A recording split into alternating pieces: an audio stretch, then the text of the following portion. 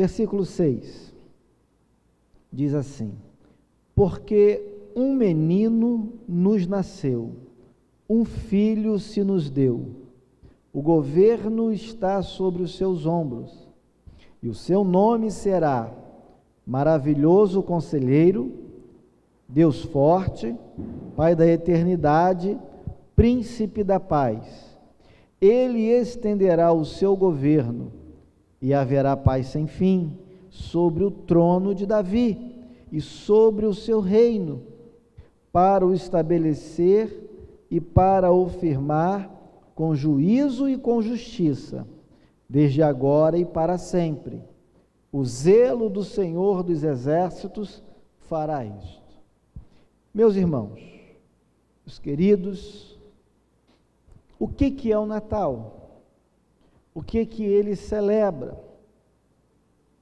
O Natal celebra o nascimento de um menino chamado Jesus. Todos nós sabemos isso. A grande questão é se, em cada vez que nós disso nos lembramos, se nós realmente paramos para refletir sobre quem é esse menino, sobre quem realmente é essa criança e por que ele veio ao mundo. Qual o propósito do seu nascimento? Qual o motivo dele ter vindo à luz? Nós sabemos que o profeta Isaías viveu há aproximadamente 740 anos antes do nascimento de Cristo. Então, séculos antes do nascimento desse menino chamado Jesus, que nasceu em Belém, o profeta Isaías anunciou que Deus enviaria o seu filho. E o envio desse filho seria, na verdade, uma resposta à escuridão, uma resposta à opressão, uma resposta à instabilidade que o seu povo estava vivendo.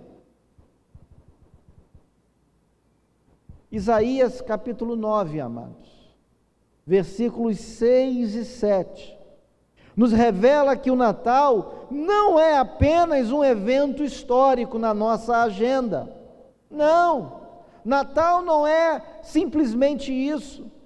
Natal não pode ser resumido dessa forma.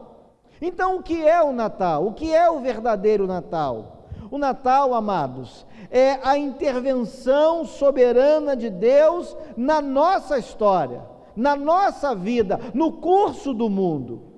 Isso que é o verdadeiro Natal. É Deus agindo, é Deus operando, é Deus interagindo conosco. O nascimento do Senhor Jesus Cristo, amados, é, portanto, a expressão suprema do amor divino, do governo de Deus, que traz à humanidade luz, salvação e paz eterna para todos aqueles que vivem em trevas. Como é que você tem vivido? Como têm sido os teus dias?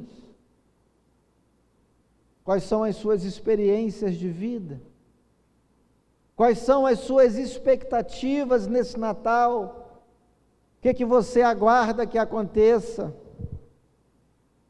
Você está esperando o Papai Noel descer pela chaminé? Você está juntando todos os seus dinheiros, os seus trocados, aquele 13º gordo, poupudo, né?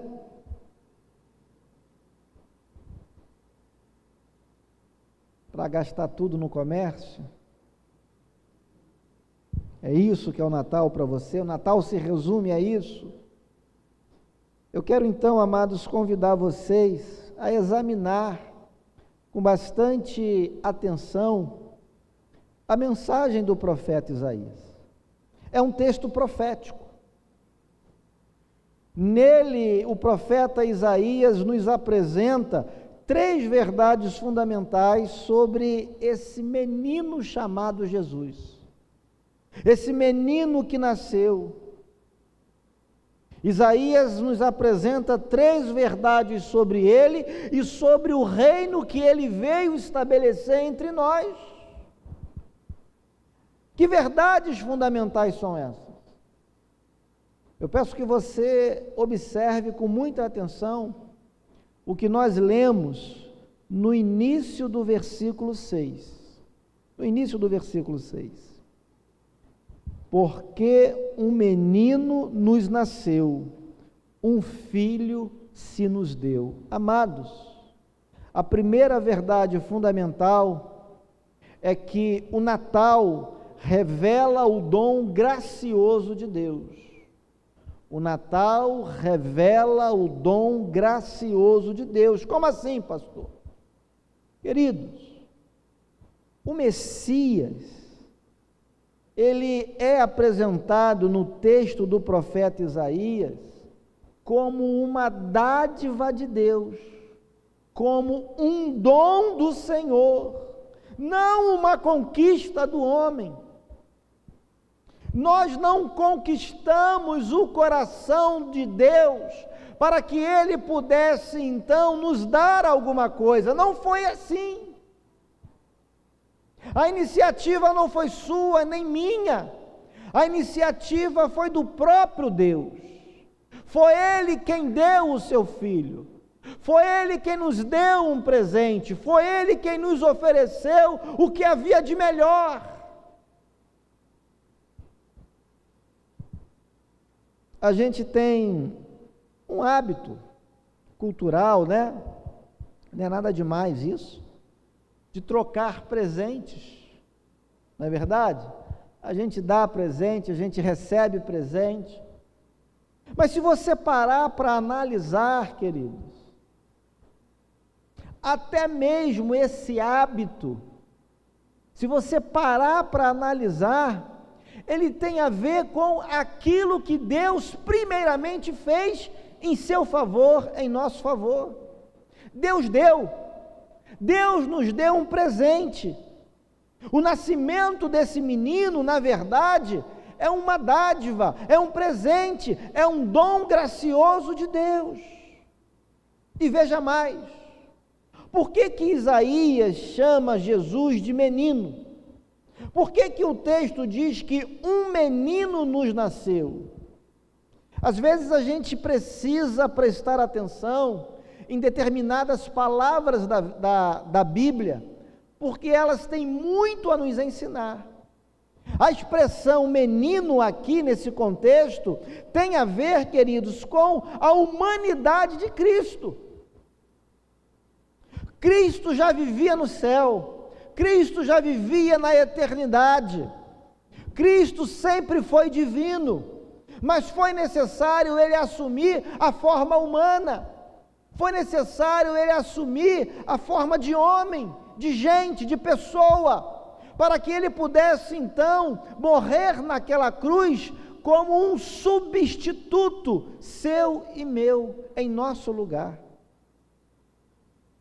Por isso, o Deus Filho precisou assumir a humanidade. Nós tínhamos que ter um representante como nós. Nosso representante não poderia ser um anjo, porque nós não somos anjos. Nem mesmo as práticas de sacrifício do Antigo Testamento eram suficientes para nos redimir. Sabe por quê? Porque nós não somos animais, como bois, como bodes, como ovelhas.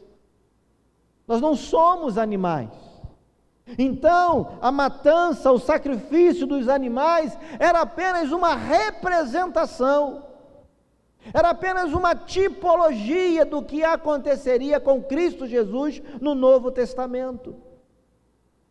Nós precisávamos de alguém como a gente, um ser humano que nos substituísse.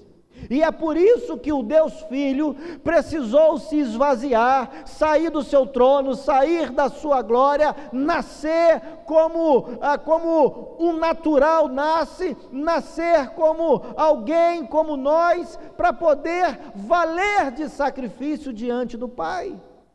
para poder nos substituir. Então Isaías está dizendo que esse Deus Filho, ele se transforma em homem, em gente. Por isso o texto diz que um menino nos nasceu. É realmente uma pessoa, de carne e osso, concebido milagrosamente, mas nascido naturalmente, como qualquer um de nós aqui. Mas o texto não fala apenas do menino Jesus. Se você perceber, o versículo 6 fala também do filho. Jesus era um menino, mas Jesus também era filho. O que a palavra filho representa aqui nesse contexto?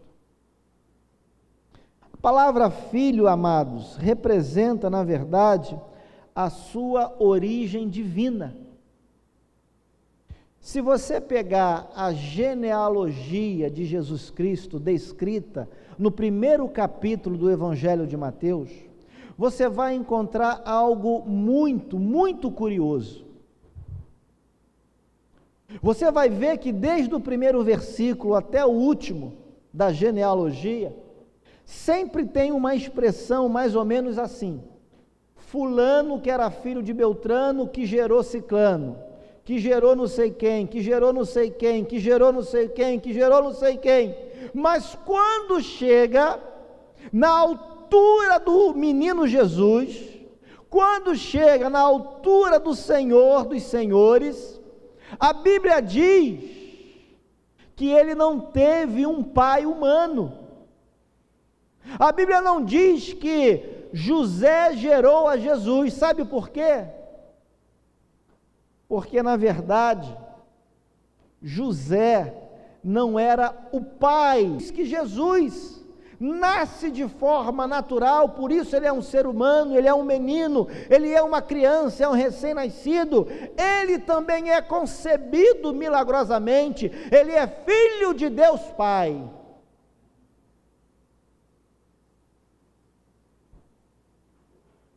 Queridos, a origem de Jesus é divina. Pode ter certeza disso. O profeta está afirmando isso aqui. O verdadeiro Natal, amados, portanto, ele começa não na terra, e sim no céu. O verdadeiro Natal, e sim no céu. O verdadeiro Natal, amados, não é uma simples troca de presentes numa determinada data do ano.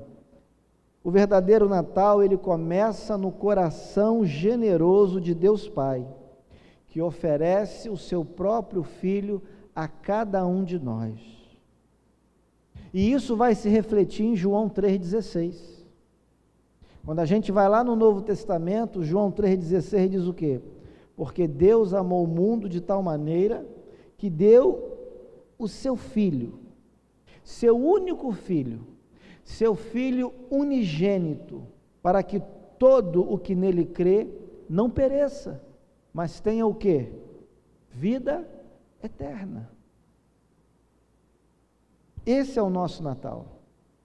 Esse deveria ser o Natal de todas as pessoas. Esse é o sentido do verdadeiro Natal. Na verdade, nós foi quem ganhamos o grande presente, que foi Cristo Jesus, o Filho de Deus. Mas, em segundo lugar, a segunda verdade fundamental sobre o menino Jesus e sobre o reino que ele veio estabelecer, eu gostaria que você continuasse olhando com muita atenção para o versículo 6. Preste atenção que também nele está escrito o seguinte: o governo está sobre os seus ombros. O governo está sobre os seus ombros. O que Isaías está nos dizendo agora? O que ele quer nos transmitir com essa expressão? O governo está sobre os seus ombros. Observe, amados, que o profeta Isaías apresenta 4 títulos que descrevem a identidade do Messias. 4 títulos, 4 atributos que refletem a natureza, a característica, a identidade do menino Jesus, desse filho que nos foi dado. Qual é a primeira característica que está escrito aqui no versículo 6? É que esse menino é, ao mesmo tempo, maravilhoso conselheiro. O que significa isso? O que Isaías quer dizer com essa expressão, que o menino seria um maravilhoso conselheiro? Essa expressão aponta, queridos, para a sabedoria de Jesus. A sabedoria de Jesus é capaz de nos guiar a toda a verdade, a nos transportar de um caminho de trevas para um caminho de luz. A sabedoria de Jesus é capaz de nos oferecer palavras de consolo, de restauração, de fortalecimento, de encorajamento, nos momentos mais difíceis da nossa vida, naquelas áreas mais conflituosas, em que muitas vezes nós não sabemos nem por onde começar. Jesus tem uma palavra de orientação, Jesus tem uma palavra de esclarecimento, Jesus tem uma palavra de sabedoria para cada um de nós aqui, para cada família aqui representada. Não importa a situação que você vive, Jesus tem uma palavra para você. A outra característica que Isaías revela aqui no versículo 6, a respeito do menino Jesus, é que ele seria o quê? Deus forte. Está escrito aí na Bíblia, Deus forte. Por que o menino seria Deus forte? Seria reconhecido como Deus forte. O que isso significa? Isso quer dizer, queridos, que apesar de ter nascido naturalmente, apesar de ter assumido a humanidade, apesar de ter sido constituído carne e osso como eu e você, esse menino, queridos, é divino, é Deus, e por ser Deus, ele tem um atributo que só a divindade tem e mais ninguém. Não tem diabo, não tem anjo, não tem ser humano, não tem super-herói. Como Deus forte, Isaías quer dizer que esse menino seria também onipotente, teria todo o poder, toda a força, toda a autoridade, para nos garantir a vitória sobre a morte, a vitória sobre Satanás. Esse menino, queridos, daria ordem à natureza, daria ordem ao mar, daria ordem ao vento, daria ordem às potestades, e tudo e todos lhe obedeceriam. Por isso ele é Deus forte. Ele é divino, ele é onipotente, ele garante ao seu povo a vitória e a salvação. A morte não tem poder sobre ele. O diabo não tem poder sobre ele, porque ele é Deus forte. Ele não é como você, não é como eu, ele é Deus forte. Terceira característica, esse menino seria chamado de Pai da eternidade. Isaías agora está apontando para um outro atributo que só a divindade tem.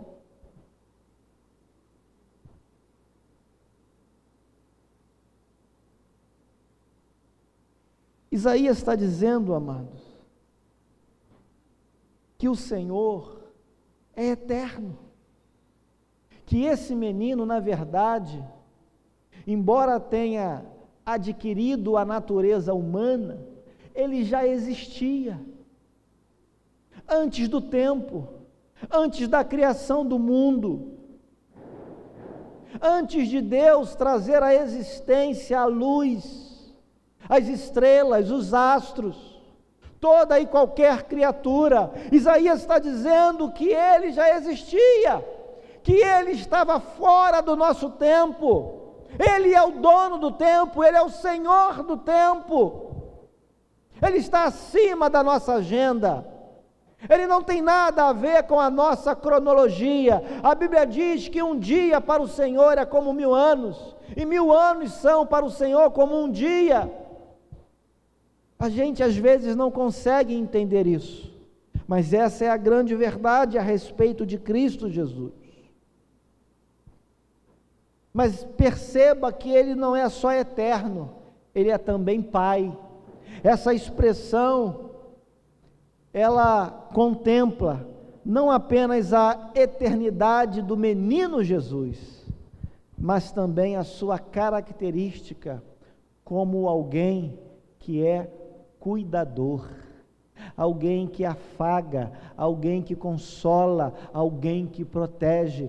Por isso a figura do Pai, a figura do Pai. O Pai representa aqui aquela figura cuidadora, aquela pessoa que abraça, que protege nos momentos difíceis da vida, naquele momento em que às vezes a gente acha que não vai dar, que não está aguentando, que não tem mais saída, e a gente muitas vezes chora, se desespera, se angustia, a ansiedade vem, o coração começa a bater mais forte. É nesse momento que esse Pai cuidadoso, que esse homem forte, esse homem vem, nos encoraja, nos consola, nos apoia, nos impulsiona e nos reanima. Esse é o menino Jesus. E finalmente Isaías diz que esse menino é o príncipe da paz. É o príncipe da paz. Por que esse menino seria chamado príncipe da paz? O profeta agora está falando a respeito da sua obra redentora. A paz com Deus é algo que só se conquista através de Cristo Jesus. Esse menino que nos foi dado, esse menino que nos nasceu. Isaías está dizendo que ele seria chamado príncipe da paz. Tem a ver com a sua característica de redentor, tem a ver com a obra realizada por Jesus, com a sua morte, tem a ver com o seu sangue derramado na cruz do Calvário, para nos redimir, para nos purificar, para nos justificar diante de Deus, para fazer com que os homens pudessem ter novamente acesso ao Pai, um caminho de retorno, um caminho de volta. Portanto, eu não sei a tua situação aqui e agora, mas se você está distante de Deus, saiba que um menino nasceu justamente para abrir esse caminho de volta, abrir esse caminho de retorno para você e para mim. Por meio de Jesus, queridos, todos nós podemos ter comunhão com Deus, podemos restaurar o nosso relacionamento com Ele. Foi para isso que esse menino veio, para restaurar os nossos relacionamentos com Deus. Jesus veio para estabelecer a paz. Em primeiro lugar, a paz com Deus, mas também a paz entre os próprios homens. A igreja deve ser um ambiente de paz, de harmonia. A Bíblia diz que se uma pessoa vai prestar culto a Deus, vai fazer uma oferta a Deus, e percebe que o seu irmão tem alguma coisa contra ele, ele tem que parar imediatamente naquele momento. Ele não deve prosseguir cultuando a Deus naquele estado, daquela maneira.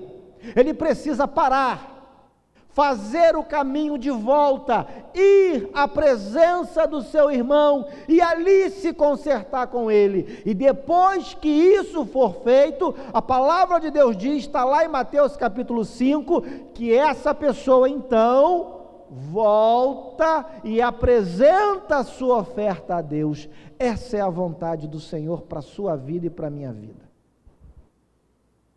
Jesus veio primeiramente estabelecer a paz entre Deus e a humanidade, mas veio também estabelecer a paz entre os próprios homens. A igreja precisa ser esse ambiente de paz. E a paz que nós vivemos entre nós precisa refletir na sociedade, na comunidade, no bairro onde nós estamos. Nós precisamos apregoar, anunciar essa paz. Isso é o Natal, queridos. O Natal não é apenas o nascimento de um bebê, o nascimento de uma criança, mas é a manifestação de Deus no meio de nós. Que coisa maravilhosa! Abra sua Bíblia em João capítulo 1, versículo 14.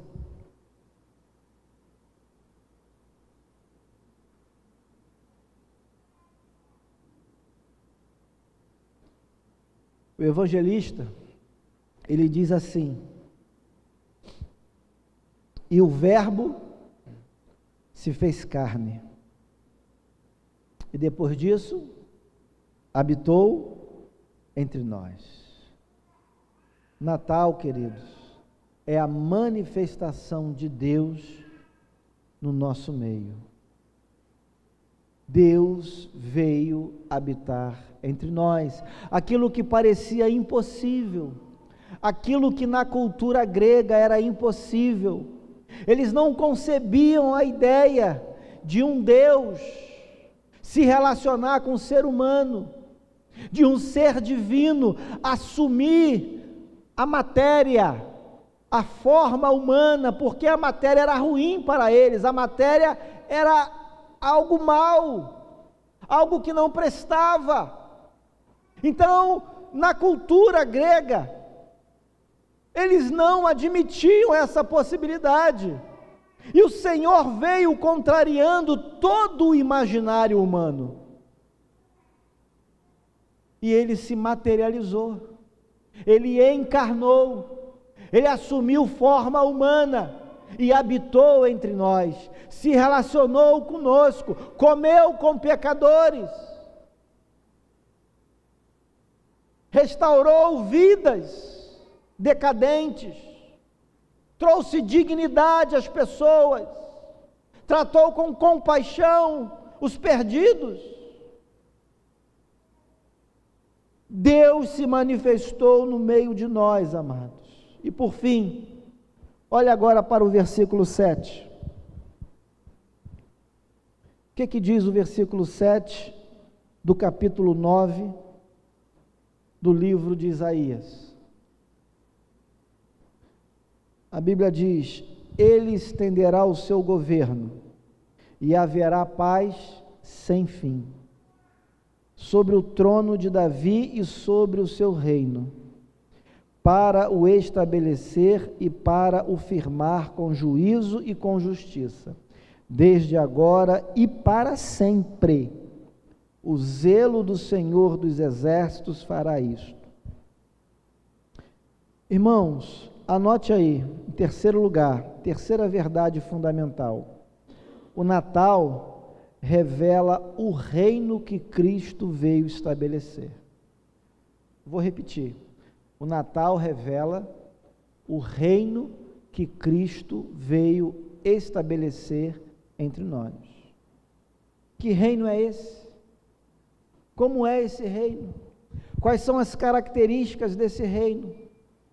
O texto também fala: o texto também descreve ou aponta essas características. Em primeiro lugar, o texto diz que esse reino é crescente, ele não é estático. O reino de Deus não é estático, ele vai alcançando outras pessoas, ele vai sendo pregado, anunciado, ele vai tomando outras formas, ele vai englobando outras pessoas. Ele junta um aqui, junta outro ali, daqui a pouco um casal se converte lá, daqui a pouco uma família também entra para o reino de Deus, e o reino vai crescendo, o reino vai pegando pessoas de diversas cores, diversos tamanhos, diversas profissões, com preferências diferentes, pessoas esquisitas como eu, como você, pessoas cheias de defeito, cheias de mania. O reino vai englobando todo mundo, vai juntando todo mundo, vai santificando, vai redimindo, vai transformando todo mundo. É no Brasil, é no Paraguai, nos Estados Unidos, é na Europa, é na África, é na América do Sul, na América Central, é na Ásia, na Oceania. O reino vai englobando, o reino vai crescendo, as pessoas vão sendo acrescentadas. O reino não é estático, é dinâmico, é crescente, não é minguante. A igreja que participa desse reino precisa crescer. A igreja precisa de vidas, precisa falar para vidas, falar para pessoas, ser acrescida de pessoas. Mas esse reino é também justo. O texto diz, no versículo 7, que esse reino seria fundamentado na justiça e na retidão. Esse é o reino que Cristo veio estabelecer. E só há justiça onde há verdade, onde há equilíbrio entre as partes envolvidas. Só há justiça, queridos, quando direitos e deveres são observados. O Senhor nos deu o seu Filho. É uma dádiva, mas Ele requer também algumas coisas do seu povo.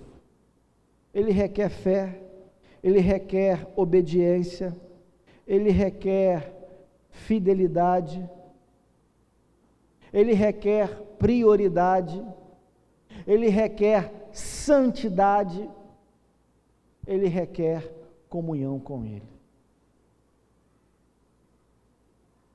O reino de Deus, queridos, é um reino de retidão, é um reino de justiça. E finalmente esse reino é eterno. O versículo 7 diz isso também.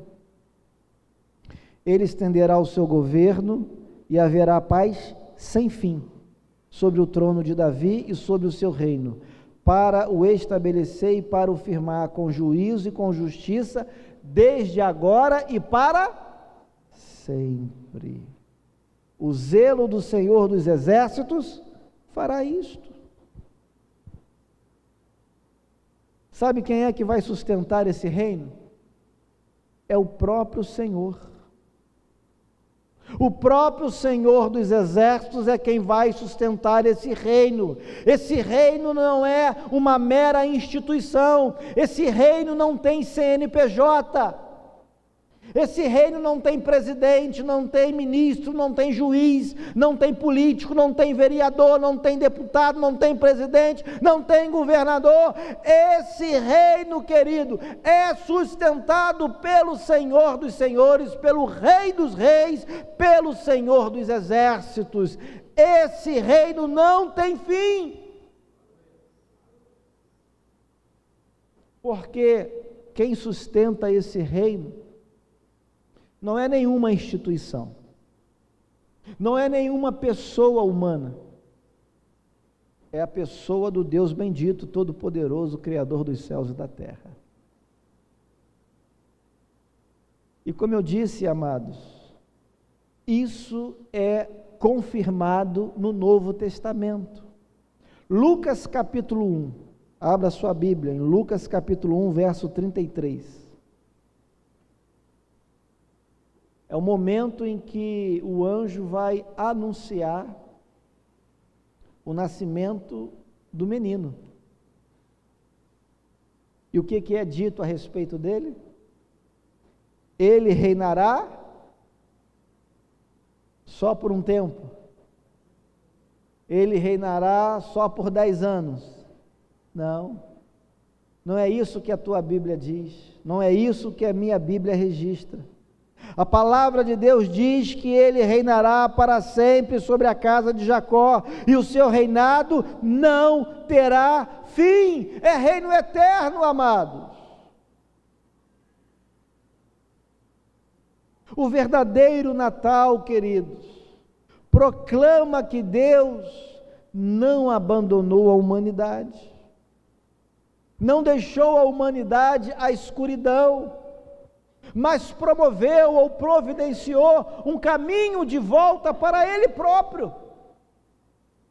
Deus deixou uma ponte entre Ele e nós, e essa ponte se chama Jesus Cristo, o Filho de Deus, o menino que foi profetizado por Isaías, o menino cujo nascimento se concretiza nas páginas do Novo Testamento. Deus enviou o seu Filho para que estabelecesse o seu reino, e o seu reino é eterno. Deus enviou o seu Filho para que governasse o mundo com justiça, com retidão. Deus enviou o seu Filho para que nos trouxesse paz, mas uma paz verdadeira, não essa paz que os governantes, que os poderosos, que os políticos vivem dizendo, vivem anunciando, mas que nunca conseguem de fato estabelecer. O mundo vai de mal a pior, a sociedade está cada vez mais caótica, cada vez mais nós somos surpreendidos com guerras, com epidemias, pandemias, mas a Bíblia diz que a paz verdadeira só pode ser estabelecida pelo Deus verdadeiro.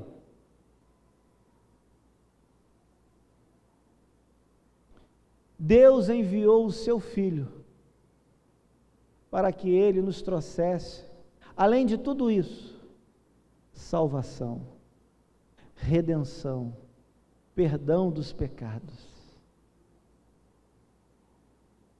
Celebrar o Natal, amados, é reconhecer então que Jesus Cristo não veio apenas para nascer, mas Ele veio para reinar. E o nosso desejo é que Ele reine na sua vida, é que Ele reine na sua casa, na sua família, é que Ele reine na vida do seu marido, na vida da sua esposa, na vida dos seus filhos, é que Ele reine na vida dos seus netos, é que Ele reine na vida da sua nora, do seu sogro, do seu genro, da sua cunhada, do seu cunhado, do seu amigo, da sua amiga, do seu patrão, do seu vizinho. Esse é o nosso desejo, que o verdadeiro Natal nasça, floresça e permaneça na sua vida, meu amigo. Você já recebeu o verdadeiro Natal? O que é o Natal para você a essa altura? Natal, amados, como eu disse, é um presente de Deus. Natal não é esse comércio apelativo que muitas vezes nós vemos por meio das redes sociais, da televisão. Não. Eu disse, não é nada demais você comprar presente, trocar presente, brincar, se alegrar, não é nada demais.